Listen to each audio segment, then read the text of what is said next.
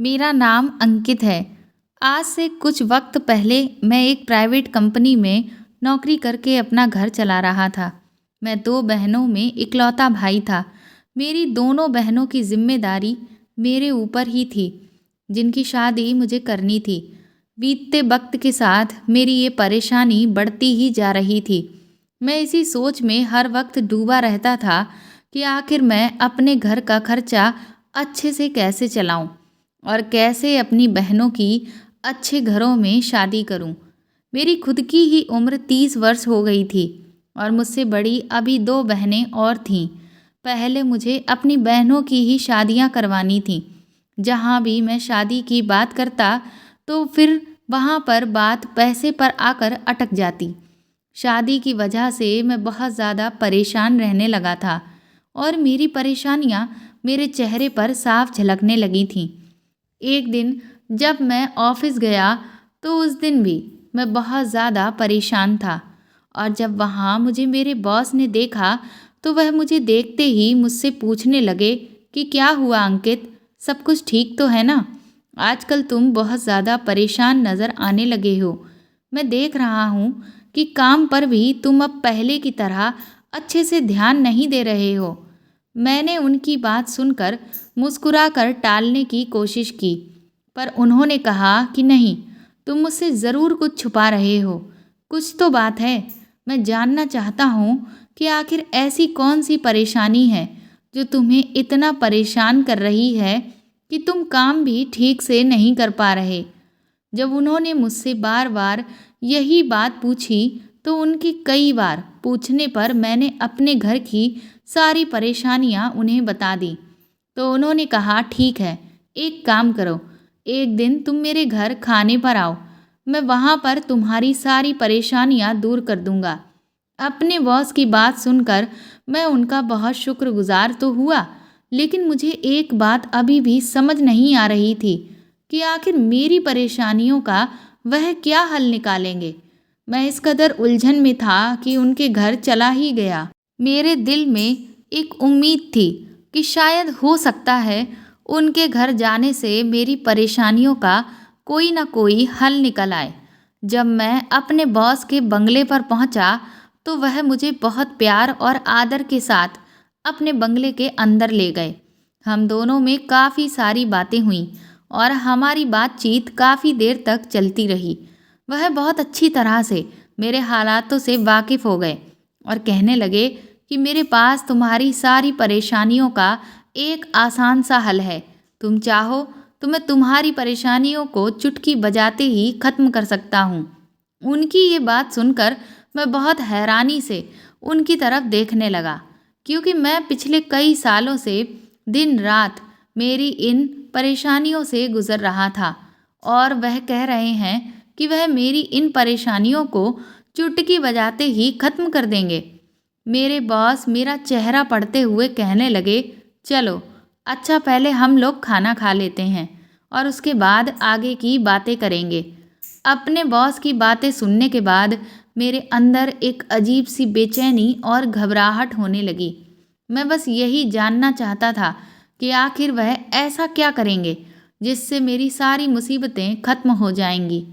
अभी मैं यही सब सोच ही रहा था कि तभी अचानक मेरे सामने एक खूबसूरत सी लड़की खाने की टेबल पर आकर बैठ गई और मेरे बॉस से कहने लगी कि मुझे भूख नहीं है, लेकिन फिर भी आपने मुझे क्यों बुला लिया। बॉस ने उसे बैठने का इशारा किया तो वह अपना मुंह बनाती हुई बैठ गई, लेकिन मेरी नज़र उस लड़की के खूबसूरत चेहरे से हट ही नहीं रही थी। वह दिखने में बहुत ही ज़्यादा खूबसूरत थी। तभी कुछ देर बाद बॉस ने बताया कि ये मेरी इकलौती छोटी बहन नंदिनी है। नंदिनी ने एक नज़र मेरी तरफ देखा और देखते ही मेरे बॉस से पूछने लगी, क्या यही वह अंकित है जिसके बारे में आपने मुझे बताया था? उसके मुंह से अपना नाम सुनते ही मैं बड़ा हैरान रह गया कि इसे मेरा नाम कैसे पता। बॉस ने नंदिनी से कहा, हाँ, ये वही अंकित है। मेरे बॉस के मुंह से मेरा नाम सुनते ही उसने एक बड़ी गहरी नज़र मेरे ऊपर डाली और बोली, ठीक है, मुझे कोई एतराज़ नहीं है। और बस इतनी सी बात कहकर वह वहाँ से उठकर चली गई। खाना खाने के बाद मेरे बॉस ने मेरे कंधे पर हाथ रखते हुए कहा, अंकित, मैं नंदिनी के लिए एक अच्छा, समझदार और खूबसूरत लड़का ढूंढ रहा था और मुझे लगता है कि तुमसे अच्छा लड़का मुझे कहीं भी नहीं मिलेगा। तुम दिखने में भी अच्छे हो और एक बहुत अच्छे इंसान भी हो। इसीलिए मैं तुम्हें अपने घर का जमाई बनाना चाहता हूँ और इसके बदले में मैं तुम्हारी सारी परेशानियों को दूर कर दूंगा। बॉस के मुंह से ये सारी बातें सुनते ही मेरे तो जैसे होश ही उड़ गए थे। मैंने अपने सपने में भी नहीं सोचा था कि वह मुझ जैसे गरीब लड़के को अपना रिश्तेदार बनाने की बात कर सकते हैं। वह कहने लगे कि तुम्हारी बहनों की शादी का पूरा खर्चा मैं ही उठाऊंगा। बॉस बोले, नंदिनी मेरी इकलौती बहन है और मैं चाहता हूँ कि तुम उससे शादी करके उसे बहुत खुश रखो, उसके साथ इसी घर में आराम से रहो। ये बात सुनने के बाद मुझे तो अपने बॉस की बातों पर यकीन ही नहीं हो रहा था। उनके इस फैसले पर मैंने उनसे सोचने का कुछ वक्त मांगा और ये कहकर मैं फिर वापस अपने घर को लौट आया। घर पर मेरी माँ और बहनें मेरा इंतज़ार कर रही थीं। उन्हें पता था कि मैं बॉस के घर गया था। घर आते ही माँ ने मुझसे पूछा कि तुम्हारे बॉस ने तुम्हें क्यों बुलाया था। मैंने बिना कुछ सोचे समझे माँ और अपनी दोनों बहनों को वहाँ हुई सारी बातें बता दी। माँ मेरी बात सुनते ही बहुत खुश हो गई और कहने लगी, बेटा, इसमें सोचने वाली क्या बात है। उनकी बहन नंदिनी दिखने में बहुत खूबसूरत है और बदले में वह हमारे घर की सारी परेशानियां भी दूर कर देंगे। मेरी बेटियों की अच्छी शादी भी करवा देंगे। अब बताओ, हम लोगों को आखिर और क्या ही चाहिए। मुझे भी माँ की बातें सही लगी। उस सारी रात सोचने के बाद मुझे भी यही लगा कि नंदिनी से शादी करने के बाद ही मुझे अपने जीवन की सारी परेशानियों से छुटकारा मिल जाएगा। और इस चीज़ में आखिर कोई बुराई भी तो नहीं थी। नंदिनी दिखने में खूबसूरत थी और मैं शादी से आखिर क्यों मना करता। सच कहूँ तो नंदिनी मुझे पहली ही नज़र में पसंद आ गई थी। अगले दिन मैं बॉस को हाँ में जवाब देने के लिए ऑफिस पहुंच गया और मेरा जवाब सुनकर वह बहुत ज़्यादा खुश हो गए। अगले ही कुछ दिनों में उन्होंने मेरी और नंदिनी की शादी भी करवा दी और अपने घर में मुझे घर जमाई बनाकर भी रख लिया। मुझे अपनी शादी से ज़्यादा खुशी अपनी बहनों की शादी की हो रही थी, क्योंकि बॉस ने मेरी बहनों की शादी की जिम्मेदारी जो ले रखी थी।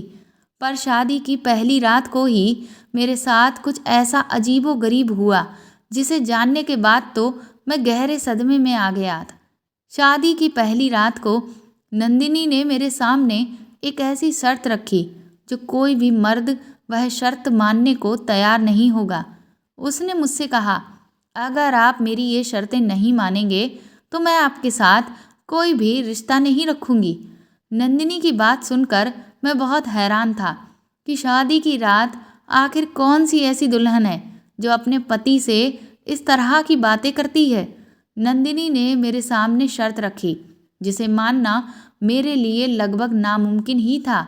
उस सारी रात इसी कहासुनी में गुजर गई और फिर सुबह हो गई। सुबह खाने की टेबल पर बैठते ही मेरे बॉस ने मुझसे पूछा कि सब खैरियत तो है।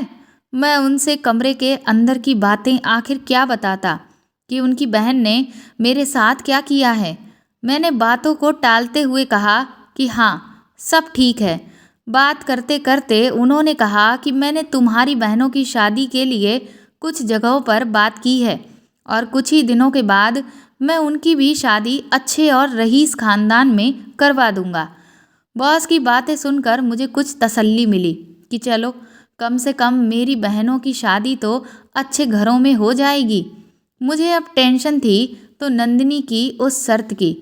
कुछ दिनों के बाद बॉस ने मेरी दोनों बहनों की शादी भी एक अमीर और ऊंचे खानदान में करवा दी। मुझे इस बात की तसल्ली मिली कि चलो, मैं अपनी ज़िंदगी में पूरी तरह से खुश ना सही, पर मेरी दोनों बहनें अपनी खुद की ज़िंदगी में तो खुश हैं। पर कभी कभी जब मैं अपनी ज़िंदगी के बारे में सोचता तो बहुत ज़्यादा परेशान हो जाता। आखिर ना चाहते हुए भी कुछ दिनों के बाद मैंने नंदिनी की वह शर्त मान ली। मैंने सोचा एक बार वह अगर मेरी हो जाएगी तो फिर मैं भी उसे मना लूँगा। जब मैंने नंदिनी को बताया कि मैंने उसकी शर्त मान ली है, तो वह बहुत ज़्यादा खुश हो गई और फिर वह रात मेरी ज़िंदगी की सबसे खूबसूरत रात बन गई। कुछ दिनों के बाद मेरी भी शादीशुदा ज़िंदगी अच्छे से गुजरने लगी। मेरी ज़िंदगी में सब कुछ अच्छा हो गया था। नंदिनी अब पूरी तरह से मेरी पत्नी बन चुकी थी, पर मेरी ये खुशी जो थी वह शायद कुछ दिनों की ही मेहमान थी और मुझे एहसास भी नहीं था कि मेरी ये खुशी मेरी ज़िंदगी में एक बहुत बड़ा तूफान लेकर आने वाली है। शादी के कुछ दिन बीतने के बाद ही मुझे एहसास होने लगा कि नंदिनी की हरकतें कुछ ठीक नहीं हैं।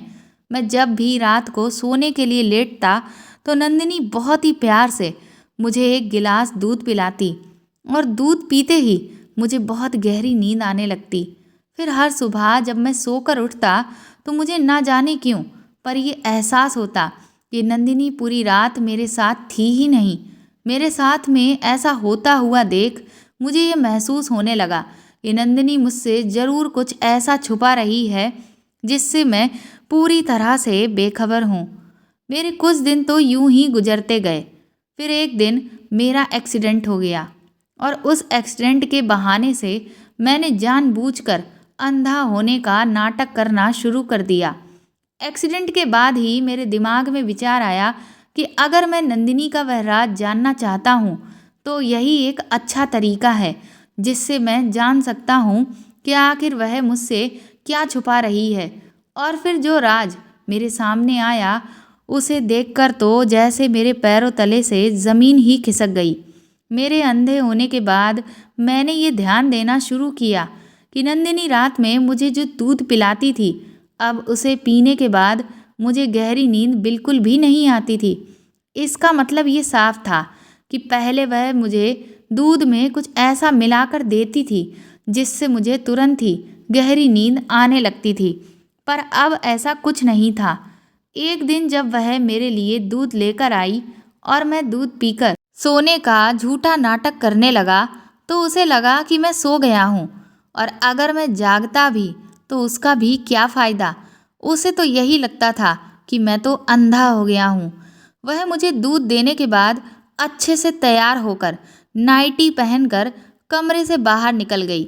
नंदिनी के कमरे से जाते ही मैं भी धीरे से दबे कदमों के साथ उसके पीछे पीछे चला गया। मैंने देखा वह बॉस के कमरे में जा रही थी। मैं सोच में पड़ गया कि रात के इस वक्त आखिर वह अपने भाई के कमरे में क्यों जा रही है। बॉस के कमरे में जाते ही उसने दरवाजे को बंद कर लिया। मुझे मजबूरी में खिड़की से देखना पड़ा, लेकिन जब मैंने वहाँ से कमरे के अंदर झांका तो कमरे के अंदर का नज़ारा देखकर तो मेरे होश ही उड़ गए, क्योंकि नंदिनी और बॉस एक दूसरे से प्रेम भरी बातें कर रहे थे और उनके बैठने का तरीका ऐसा था जिसे देख मुझे भी शर्म आ रही थी। भला कौन सा ऐसा भाई होगा जो अपनी बहन से इस तरह की बातें करे और ऐसे बैठे। कुछ देर के बाद वह दोनों बातें करते करते कुछ ऐसी हरकतें करने लगे जिसे देखकर तो मैं बिल्कुल ही सदमे में आ गया। बॉस नंदिनी से उस शर्त के बारे में पूछ रहे थे जो शर्त पहली रात को नंदिनी ने मेरे सामने रखी थी। इस बात का मुझे अंदाज़ा भी नहीं था कि बॉस को भी उस शर्त के बारे में पता है। शादी की पहली रात को नंदिनी ने मेरे सामने जो शर्त रखी थी वह ये थी कि नंदिनी जैसे ही प्रेग्नेंट होगी मैं उसे तलाक देकर उसकी ज़िंदगी से बहुत दूर चला जाऊंगा। मैं उसकी ये शर्त मानना तो नहीं चाहता था, पर मजबूरी में आकर मैंने मान ली थी। मुझे लगा था कि जब वह मेरी हो जाएगी तो मैं प्यार से उसे मना लूँगा, लेकिन इस बात का तो मुझे बिल्कुल भी अंदाज़ा ही नहीं था कि उसके भाई भी उसकी इस शर्त में शामिल हैं। बहुत देर तक तो मैं उन दोनों की सारी बातें सुनता रहा। मुझे उन दोनों की बातें बर्दाश्त ही नहीं हो पा रही थीं और मैंने दरवाजे की कुंडी बजा दी। दरवाज़ा नंदिनी ने खोला। मुझे दरवाजे पर खड़ा देखकर नंदिनी हैरत से मुझे देखने लगी और मुझसे पूछा कि तुम आखिर यहाँ पर कर क्या रहे हो। मैंने कहा मुझे सब कुछ पता चल गया है कि तुम भाई बहन में क्या खिचड़ी पक रही है। मैंने उसे सच बताते हुए कहा कि मैं अंधा नहीं हूँ और तुम्हारी हरकतें देखकर जानबूझकर मैंने अभी तक अंधा होने का नाटक किया था। अभी मैं यही सब कह रहा था कि तभी पीछे से बॉस आए और मुझसे कहने लगे कि चलो अच्छा हुआ जो तुम्हें अब सच्चाई का पता चल गया है, और वैसे भी अब तुम्हें सच बताने का वक्त आ ही गया था, क्योंकि नंदिनी प्रेग्नेंट है। शर्त के मुताबिक अब तुम्हें नंदिनी को तलाक देना होगा। मैंने गुस्से में कहा कि मैं ऐसा अब कुछ भी नहीं करने वाला हूँ।